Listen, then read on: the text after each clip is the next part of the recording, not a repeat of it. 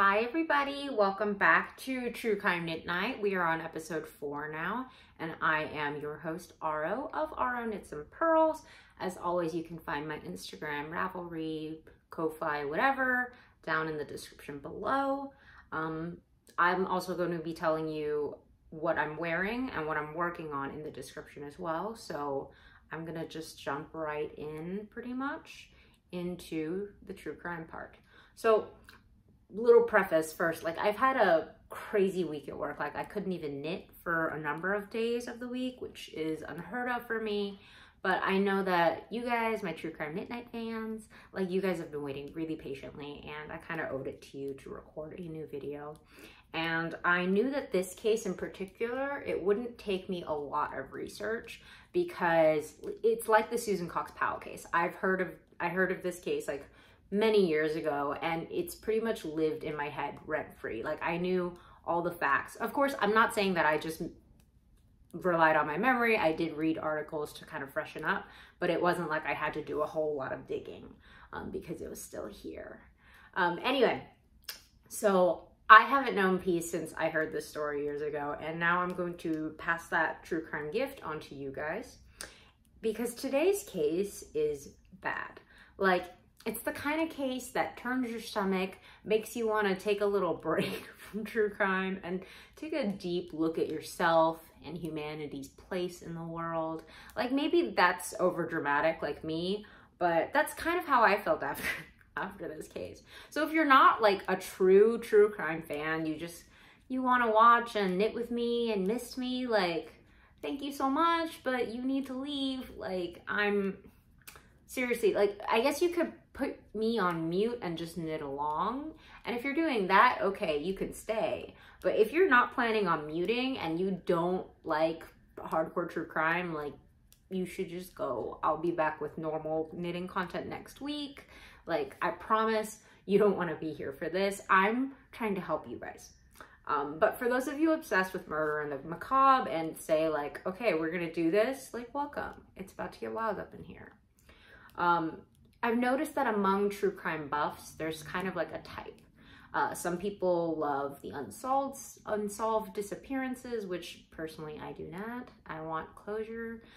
Some people really like family annihilators or arsonists, and we don't judge someone based on their true crime fixation, because as long as they're not the ones like actually doing those things or like planning on doing those things, right? Like I don't see any harm in just being interested in those kinds of stories. And I hope you guys will feel the same way, because the reason I say this is one of my weird true crime fixations is cannibalism. Ever since I was a kid, I have no idea why. I have no idea when it started. I just know that I do. And it's not stories of like indigenous tribes participating in local ritual. Like from an anthropological perspective, I can see how those things would come about. Like, I just mean like random ass people in a definitively non-cannibalistic society. Like, it's just fascinating and horrifying, and I can't say no to a cannibal story in that context. Actually, funny story, real quick. Earlier this week, I was watching Bailey Sarian's Murder Mystery Makeup Monday videos. If you haven't watched those, they're wonderful, and I'll link her as well in the description because I adore her work. But anyway, I was watching her episode on Japanese cannibal Issei Sagawa, and I'm familiar with this story, but my partner Ken, who never listens to true crime, and he thinks it's weird that I like it so much, but he was kind of he was in the same room just playing with the dogs and lounging around, and he was listening in. And at some point when she started getting into like the really gnarly details, you know, the actual cannibalism stuff, like I had zoned out because like I said, I'm familiar with this story. I don't need to hear every word. And when I came back to my body, like in my mind, I turned to Ken and I was like, hey, are you hungry? I thought I would make some mac and cheese. And he like looks at me with the most horrified expression on his face. And it took me like a full 5 seconds to like connect. Oh, he was just hearing about a horrible cannibal. And I just said I wanted to eat. So yeah, that's my life. I just wanted to tell you guys that, sorry. So if you know you can't handle cannibalism, like if that's not for you, you can kindly let yourself out. I'm sorry. There's another disclaimer. This story does involve children. So if that's a full stop for you, like you should also leave. And there are just some shocking details. Like if you can only handle like diet true crime, you know what I mean? Then you shouldn't watch this episode. And again, I'll be back with normal knitting content next week, and I'm trying to help you guys. So I've done my due diligence. I have warned you. But for those of you who are like, oh my God, Aro, I get it. I'm ready. Like, get to the freaking story. Welcome. Y'all are my people. And buckle up because we are in for a wild ride. And we are headed to Rhode Island in 1975. Specifically, we're in a small town called South Kingston, Rhode Island on May 18th, 1975. Little 5-year-old Jason Foreman was playing with his older brother and 3 neighborhood children in the street. You know, this is the 70s, like kids would just run out and play all day and just come home before it got dark. And Jason's mother, Joyce, she was in the kitchen and she heard him laugh through the open window at 3:30 p.m. and probably thought that he would come home before it got dark along with his brother.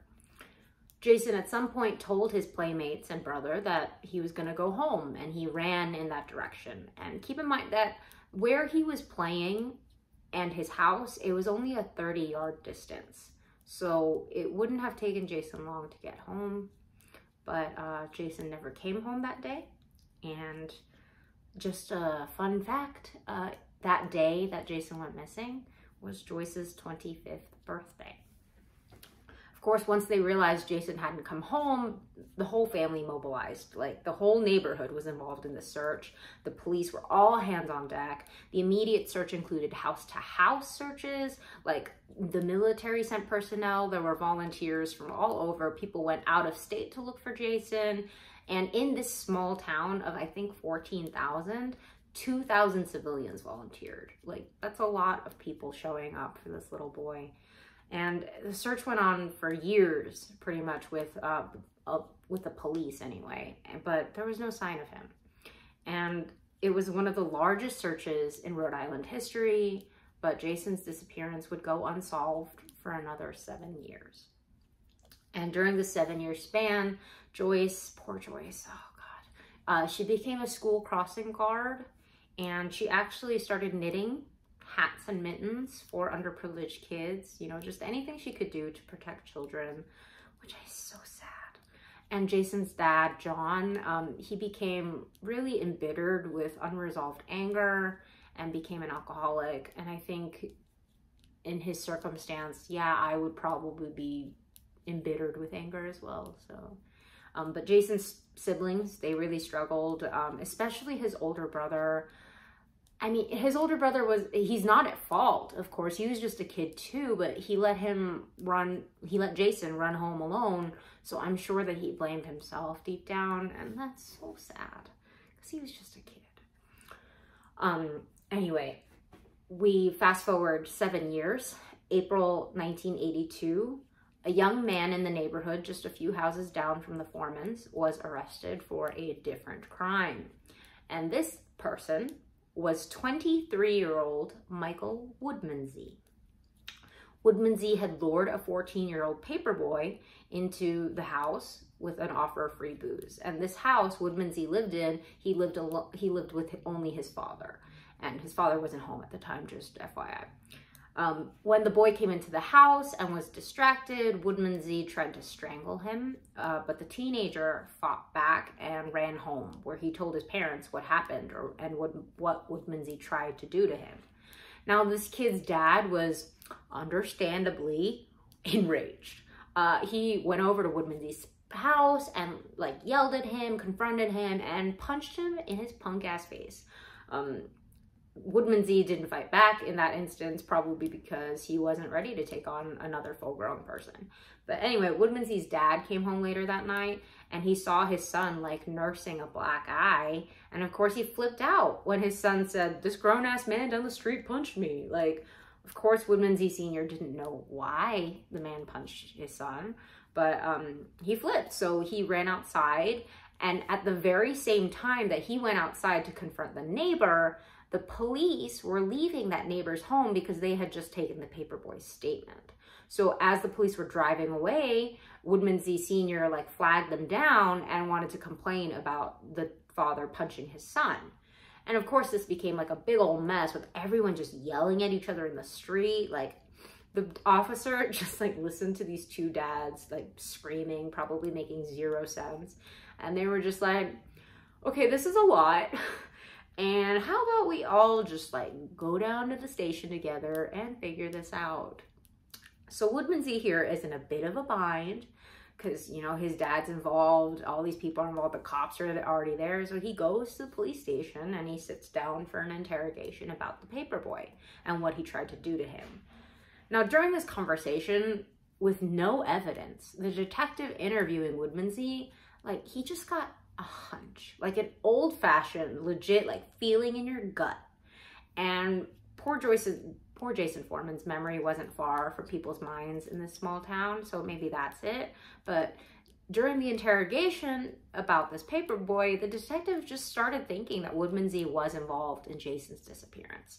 And so he veered the conversation towards Jason, and unexpectedly, in a matter of minutes, Woodmansey gave a full confession to killing Jason, and not just killing him. And again, I can't warn you enough about these facts because they're really bad. It's gross, but it's really important to understand them as they are, because the severity comes into play. When Michael lured Jason into the house, you know, 5-year-old Jason, he brought Jason to his room and stabbed him in the chest with a kitchen knife. He then proceeded to sexually assault Jason. Jason was deceased by the time he was done, and he put the little boy's body in a plastic bag, and for a while he kept it in the trunk of his room. And keep in mind that Jason was 5, so he was very small, so he could fit into a trunk. Sometime later, Woodmansey decided he was going to dismember the body. So he brought the plastic bag downstairs and did so, dismembered the body. And he decided he wanted to keep a souvenir, so he boiled several body parts to help speed up the process of removing the flesh from the bones. So he wanted to keep the bones. As he was doing this, he ate part of the boy's body, and he said he did it just to see what it was like. He kept the bones, and he shellacked them, sealed them in, shellac, like it was going to be on display at a museum, and they were kept in his room until they were found 7 years later by police. So for 7 years, while Jason's family was losing their minds with grief, this creep had Jason's remains in his room just a few houses away, shellacked, like some kind of knick-knack you buy at the beach. And I really want to take a moment here because Joyce, poor Jason's mom, it was her 25th birthday when Jason was taken. First off, I'm 28, and the idea of this kind of trauma and grief is too much for even me to contemplate, much less truly experience. And the fact that it was her birthday, every year after that, it's no longer your birthday, it's gonna be this horrible anniversary of the worst day of your entire life. And I hate Michael Woodmansey for what he did to Jason, obviously, but I hate Woodmansey for doing that to Joyce. I know it wasn't personal against Joyce. He saw Jason as an object of desire or whatever, twisted thing, but it feels extra personal knowing it was her birthday. And I know that doesn't make a lot of sense, factually, but it does to me emotionally. Back to the story, okay. Woodmans told police that if they searched his room, they would find a journal with everything they needed to know. But then suddenly he was like, wait, no. He backtracked and said, no, that journal actually, everything in it is fictional. It's all fiction. I'm just a super creative writer. You can't believe anything I wrote in that. And the police were like, okay, that's weird, but all right, man. So they go to Woodmans' house and execute the search, and they found a black box which contained the journal and Jason's skull, and on the dresser there were several bones just there. The journal, despite Woodmans' protestations that it's all fiction, it matched exactly with what he told police happened. So I'm not sure what his game plan was. But you're probably asking yourself, like I did at one point, which was, how could this like grade A monster, like absolute super freak, should never be around human beings? How is he living in this neighborhood where this little boy went missing, and he's literally boiling the boy's body parts during the search and no one knew anything? Well, something you should know about Woodmans' family is that Woodmans' dad, and again, he only lives with his dad, so there's no one else in the house, but his dad was a police reservist, so he's essentially a volunteer policeman. So when everybody was called all hands on deck, Woodmans' dad was pretty much out of the house for days at a time, and if he stopped in, he was just like, hey, are you in the house? You in the basement? Cool, bye. Like, you know, he wasn't like checking in really, like, how are you doing, son? What are you doing, son? Yeah, and Woodmans was 16, so it's not like he needed a constant babysitter. He just kind of left him to his own devices, and he did a lot with his devices. So Woodmans had the whole house to do everything he was doing disgustingly. And remember, like, those house-to-house searches they were doing in the neighborhood immediately after Jason disappeared? Like, why didn't people pick up on the weird loner teen boiling a little boy's body at that time? Again, Woodmans' dad was a police reservist. So the cops, like the organizers, they're just like, yeah, search your own house. Like, they just tasked Woodmans' dad with searching his own house. And I'm not saying he knew what happened and like intentionally lied. I think he just didn't search. I think he was like, well, my son's home. There's no way the kid's there. Like, he would have noticed the kid come in. So he didn't do the search. And I'm not saying he was in the know and knew about it. I don't think he knew about it. I just think he just wasn't home and didn't check. That's all. And that's super sad because nobody knew where Jason was for 7 years, and that's really sad.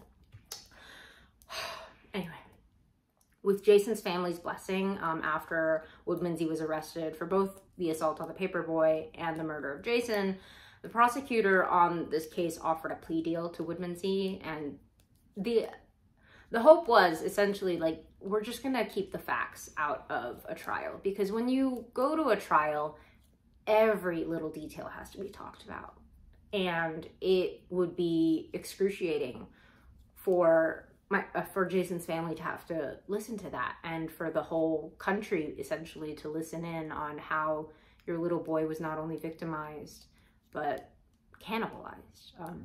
Yeah, so Woodmans was not an idiot and took the deal. He pled guilty to second-degree murder and got 40 years.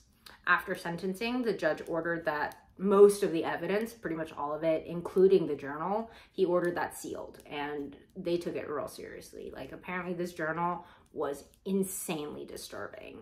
The cops and prosecution that read it said it was disgusting. It was seriously one of the worst things they'd ever read. And so they all kind of worked together to keep a tight lid on this journal, because again, it was real bad.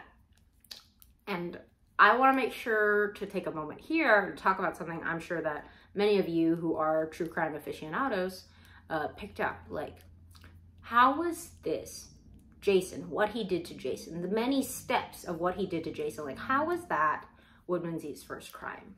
Because I think we're all familiar with the concept of escalation and, you know, MOs. And for those of you who forgot Latin, it's modus operandi. Like, it can take several steps to reach this point where you feel confident as a murderer, you feel confident enough to do something like this. And like, not just steps, it's victims, crimes, years. It can take years. And we're supposed to believe that this kid, this 16-year-old kid, Woodmansey was 16 at the time, that he was able to do this on his first kill.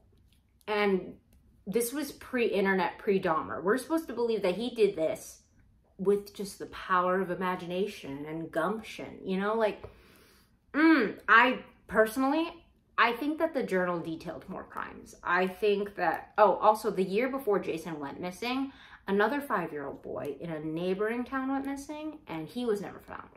So I think that damn journal, like, documented other crimes, or maybe not documented, but detailed other crimes, and it was just gonna look really bad for the state if it turned out this kid was involved in a lot of other things. And if it was just sexual assaults, they were like, well, how are we gonna find these victims? We're gonna have to ask, you know, former 5-year-old boys if they were, you know, sexually assaulted by this freaking creep. I personally think I have no evidence, but I personally think that the journal detailed more crimes, and rather than dig all that stuff up, they decided to bury it. But again, this is just my personal conspiracy theory. I have no evidence.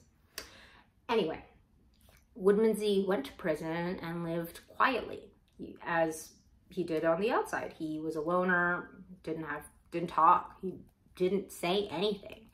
Woodmansey he did talk to a psychiatrist sometimes, and one of the prison psychiatrists, he confessed that he's like, I had been thinking of killing for years before I actually did. And he thought it would be, quote, some kind of fun. He said those words. And he thought it would be easy, and he thought that he could get away with it. And okay, like, you didn't, so like, better luck next time.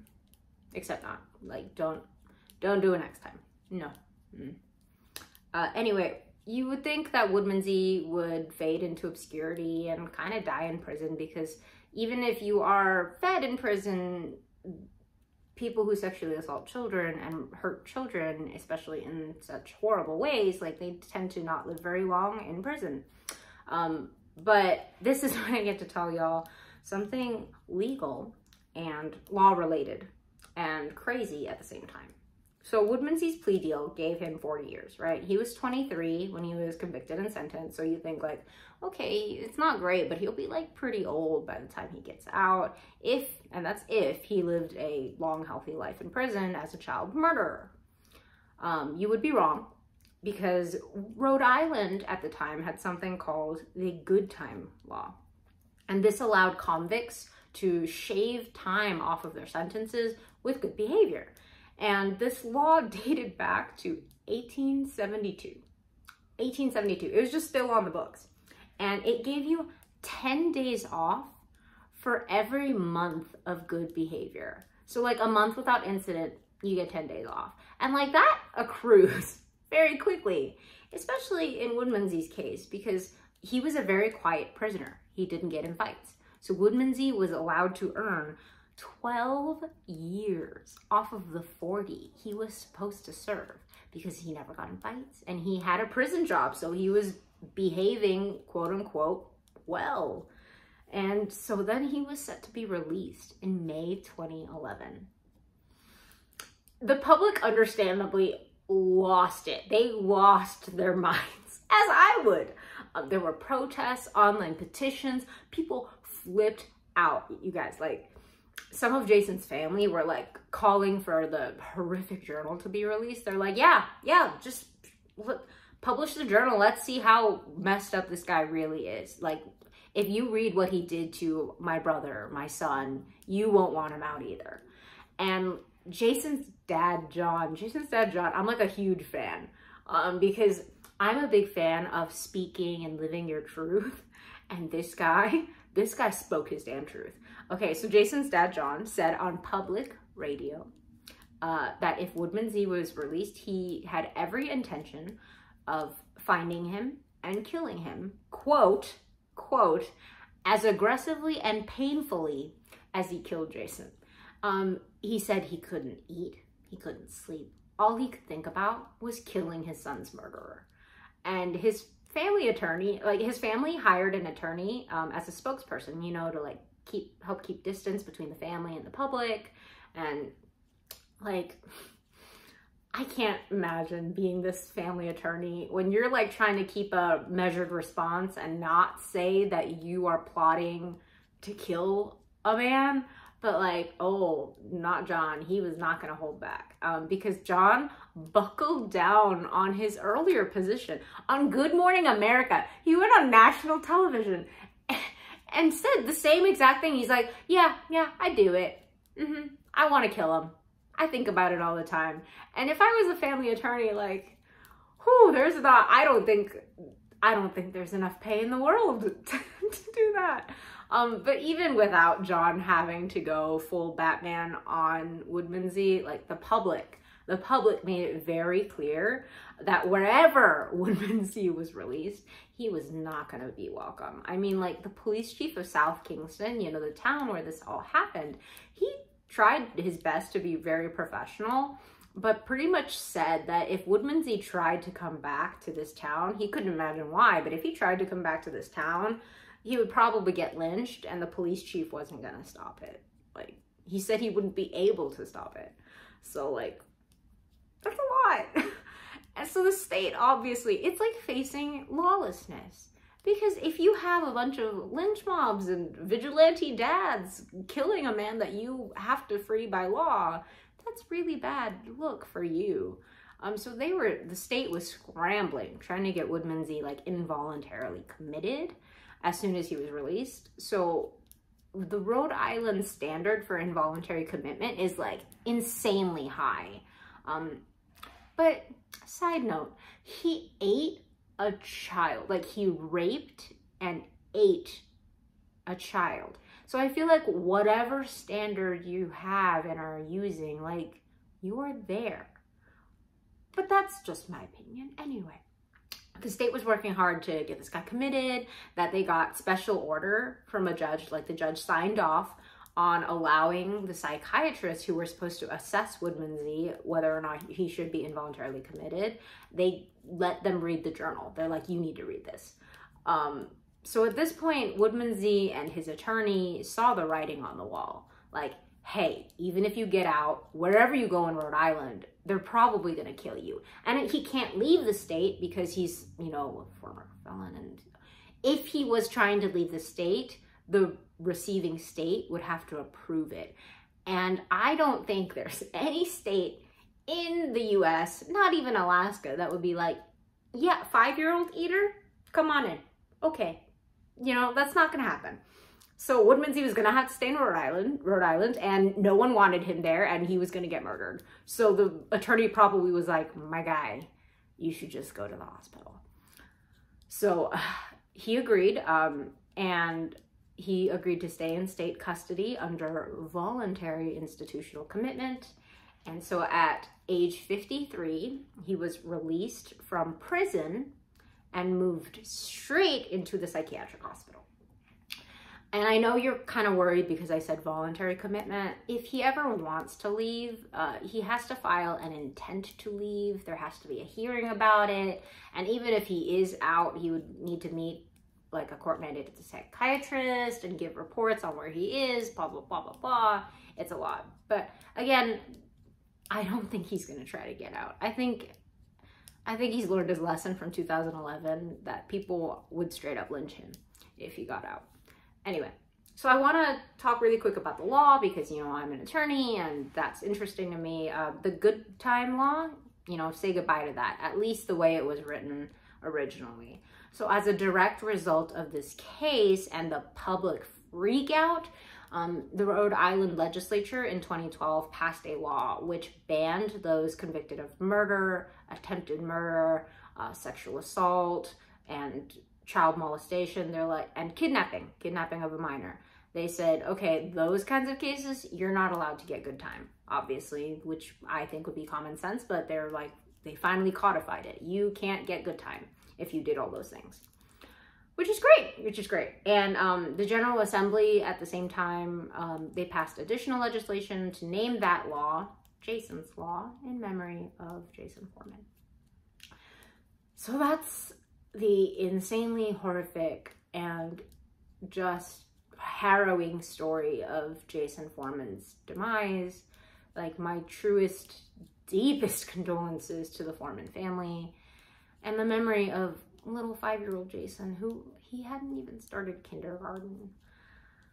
Like, the family members who have spoken to media, all of them are just struggling to digest the fact that not only was this beloved little boy taken away from them, but that he was treated in such a grotesque and truly inhuman way. Like, it's a lot, you know, it's a lot.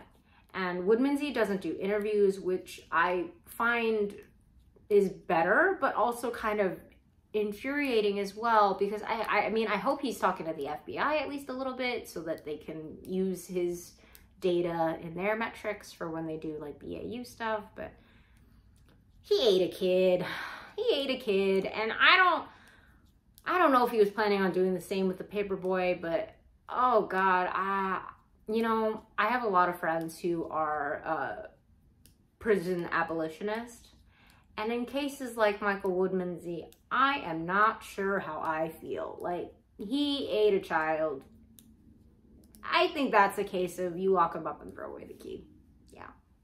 But what a freaking story. I hope y'all didn't find it too gross. I know I could do more classic, like, she was cheating on him and she plotted to kill him cases, but like, these kinds of cases with these twists and horrible facts, like, I just find so fascinating. And I'm sorry if you guys don't. Yeah, let me know what kind of case, if you do prefer something else. And thank you all again for listening to my retelling of this story. I'll be back next week with more normal knitting content, no cannibalism. So I will see you guys soon, and have a wonderful day, and try not to think about this while you're eating your next meal.